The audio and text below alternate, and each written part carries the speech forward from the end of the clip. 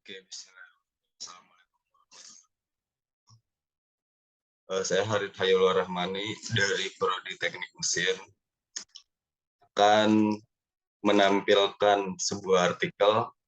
Ya, ini artikelnya dalam rangka menyelesaikan tugas literasi digital dan kemanusiaan, yaitu mengenai sosial media. Ya, berikut ini yaitu artikel populer untuk teman-teman kalau belum tahu. Jadi apa sih sosial media itu dan apa aja kegunaannya dan fungsinya dan potensinya buat kita? Oke, kan kita semua udah tahu kan kalau misalkan media sosial itu ya selalu kita pakai sehari-hari, bahkan setiap jam, setiap menit, dan ya setiap waktu luang kita. Karena kita berkomunikasi pun andaikan lewat WhatsApp itu juga disebut media sosial atau media untuk bersosial ya. Salah satunya bersosial itu kan berkomunikasi, berbicara. Ya, itu artinya interaksi. Nah, dan kadang kita nggak sadar nih bahwa oh, ternyata media sosial itu di samping untuk kita mengekspresikan diri atau berkomunikasi dengan orang lain, nah ternyata media sosial ini bisa digunakan juga untuk meraih keuntungan. Iya, tanpa basa-basi maksudnya keuntungannya apa sih? Ya selain popularitas ya tentunya. Maksudnya keuntungan di sini yaitu ya uang, berupa uang. Ya, karena sekarang platform itu tidak hanya menyediakan sarana untuk berkomunikasi saja, tetapi bisa digunakan untuk mencari cuan juga.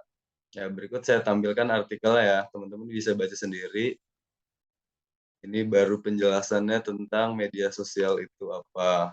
Oke, di sini saya akan menjelaskan beberapa hal saja, tidak semuanya karena banyak banget ya. Maksudnya beberapa yang mungkin penting lah. Apa aja sih yang bisa kita lakuin? Apa aja sih caranya untuk meraih keuntungan lewat media sosial untuk mencari cuan lah bahasa gampangnya. Oke, yang pertama e-commerce ya atau toko online. Ya, online shop ini kan sangat digemari banget kan. Ya, mulai dari kalangan ibu-ibu atau bapak-bapak, tua, muda, laki, cewek, sama semuanya. Kita juga kalau habis dapat kiriman dari orang tua, wah pasti itu bukanya kalau nggak Shopee, Tokopedia, atau Lazada, apapun itulah e-commerce-nya. Nah, kenapa sih? Oke, saya akan jelaskan. Pertama, ya kita semua tahu kalau ke toko online ini kita nggak perlu ngeluarin duit transportasi. Itu.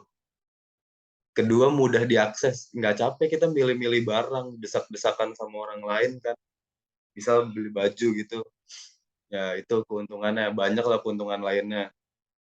Tapi di samping keuntungan pasti ada kekurangan juga ya nggak? Apa aja sih? Ya misal gini dah, kalau misalkan kita ke toko offline, kemana kek, beli apaan gitu. Nah kalau kita barangnya kurang cocok kan pas dibawa ke rumah, apalagi ibu-ibu tuh, pasti kan nukerin barangnya kan, bahasanya garansi lah. Nah, kalau misalkan toko online ya nggak bisa, kita kan tokonya juga nggak selalu deket, nggak tahu juga kan, nggak selalu ada gerainya lah. Ya itu kekurangannya, barang tidak bisa ditukarkan kembali. Atau ya pengirimannya lama. Kalau kita beli di toko langsung kan langsung dapet tuh, langsung dikantongin barangnya. Tapi kalau di toko online ya nggak gitu, bisa 2 3 hari tergantung mau pakai apaan ininya, jasa pengirimannya. Kalau yang make dari tokonya biasanya lama, soalnya gratis kan, gratis ongkir biasanya, yang diburu anak-anak muda itu. Soalnya kan nggak mungkin kalau ongkir lebih mahal dari barang yang dibelinya kan, ya itu kekurangannya. Kayak yang kedua ya, selanjutnya menjadi freelancer. Nah sekarang nih kita sering nih ngelihat nih kan, freelance, ya dari bahasanya aja free, bebas tuh, artinya enaknya apa ketika kita jadi freelancer? Ya kita bebas aja mau pekerjaannya apaan aja bisa, mau kita jadi mahasiswa kek atau jadi karyawan. Soalnya ya tidak mempengaruhi gitu tuh, tidak tidak tetap nih freelancer nggak harus, ya bukan pekerjaan yang tetap lah gitu. bahasanya kayak sampingan doang. Asal modal jago ngomong, rajin mengulik informasi yang update lah gitu, up to date ya bisa jadi freelance. Karena ya freelance pun rata-rata kan hanya mengambil data saja gitu, dari apa yang terjadi sekarang atau gimana. Ada freelance di bagian ekonomi kan biasanya yang sering ngasih tahu harga pasar, ada freelance banyak lah freelance tentang ya nge-review produk kayak gitu-gitu banyak kan. Nah, itu pun kan bisa jadi tuh jadi brand ambassador produk yang kita review. Makanya itu menjadi keuntungan juga. Bisa jadi salah satu cara meraih keuntungan.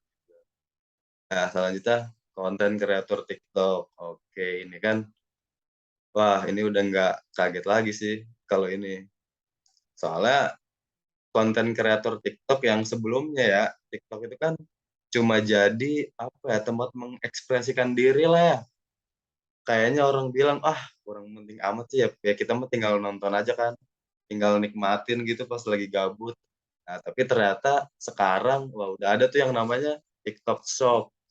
Sama juga dia ngejual barang, tapi engagement-nya itu tinggi karena yang nontonnya pun banyak gitu. Jadi ya videonya nggak ngaruh nih sama yang dijualnya. Misalkan videonya tentang makanan, tapi ngejualnya tentang pakaian kan nggak nyambung kan. Tapi karena yang nonton makanan ini banyak, otomatis yang lihat tokonya pun banyak gitu. Nah, ini cerdas sih namanya. Dia bisa gitu, bisaan gitulah bahasanya. Akal-akalannya ada gitu. Ya, apalagi kan sekarang TikTok kan wah, viewersnya aja satu video bisa MM-an kan, berapa miliar gitu. Nah, TikToknya pun makanya nih salah satu platform yang laris banget nih sekarang. Makanya udah jadi sarana tuh buat ngejual barang di TikTok. Ngejual barang lah atau apapun itu. Nah, jadi ya menguntungkan lah sebenarnya kalau misalkan kita jualan di TikTok, tapi dengan syarat ya video yang kita buat, yang kita upload itu banyak juga viewernya. Ya, selanjutnya desainer grafis. Desain grafis. Ya mungkin nggak semua orang bisa dan hanya beberapa yang memiliki keahlian khusus aja gitu. Tapi desain grafis ini ya ketika teman-teman yang emang skillnya di situ di bidang itu nggak ada salahnya kan untuk mempromosikan atau menjual karyanya di media sosial gitu. Karena sekarang kan banyak tuh ada berita yang anak kecil aja cuma ngegambar ngegambar biasa lah, gambar-gambar hewan gitu atau mobil-mobil gitu dijual dapat duit kan. Nah, itu anak kecil loh yang gambarnya ya nggak lebih bagus daripada orang yang ahlinya gitu. Dengan software-software yang sekarang ya kayak Adobe Illustrator lah atau Photoshop lah atau ya minimal Canva lah kan kita sebenarnya bisa berkarya gitu. Nggak ada salahnya mencoba. Apalagi ini implikasinya dapat cuan gitu kan. Ya, sekilas ya tentang menjadi desainer grafis nih. Oke, yang terakhir membuka kursus online. Asik nih, kursus online kan. Kita rata-rata nih banyak nih bakatnya. Ada bakat akademis, bakat verbal, yaitu bakat dia jago berbicara lah, atau jago menganalisis sesuatu, apapun itulah. Nah, bakat bakat kita itu bisa nih dijadiin peluang untuk mencari cuan juga. Karena sekarang kan banyak tuh, bukan hanya joki tugas aja yang dipromosiin gitu. Nah, kalau joki tugas kan nggak keren gitu kan ngejokiin tugas orang. Ya orangnya ntar jadi cuma pengen duit doang, yang kaya yang untung kan, tapi nggak mau belajar. Nah, tapi di sini ketika kita membuka kursus online, kita mengajarkan orang juga biar ilmu yang kita punya itu bisa bermanfaat terus. Nah, membuka kursus online ini banyak, bisa kursus bahasa asing atau kursus matematika dan sebagainya lah. Enaknya apa nih keuntungannya? Ya ini dijelaskan di sini karena ya fleksibel. Bahasanya fleksibel karena ketika kursus offline ya baik itu yang membuka kursus dan yang ya muridnya lah, bahasanya kan nggak harus saling bertemu gitu. Lewat video Zoom juga bisa, atau platform-platform yang seperti inilah, itu memudahkan juga kan. Dan ya bisa digunakan waktunya kapan aja gitu, nggak terikat waktu gitu. Ya, berikut tadi beberapa dijelaskan sudah tentang beberapa cara untuk mencari cuan di media sosial, di platform manapun. Itu bisa tinggal kemauan kitanya aja. Karena sesungguhnya segala kemampuan orang itu nggak beda jauh. Yang beda itu kemauannya. Kalau menurut saya begitu. Oke. Nah, kesimpulannya, semua pekerjaan dapat dilakukan sebagai pekerjaan utama atau sampingan. Kita nggak harus ngelakuin semuanya. Pilih salah satu yang paling kita sukain aja, yang jadi passion kita. Ya, metode menghasilkan uang di internet yang dijelaskan dalam artikel ini belum tentu memberi kita banyak uang, tapi seenggaknya memberi informasi kan yang mudah-mudahan membantu. Ya, oke, sorry. Itu saja dari saya, kurang lebihnya mohon maaf. Bila taufiq wal hidayah, wassalamualaikum warahmatullahi wabarakatuh. Semoga bermanfaat. Oke.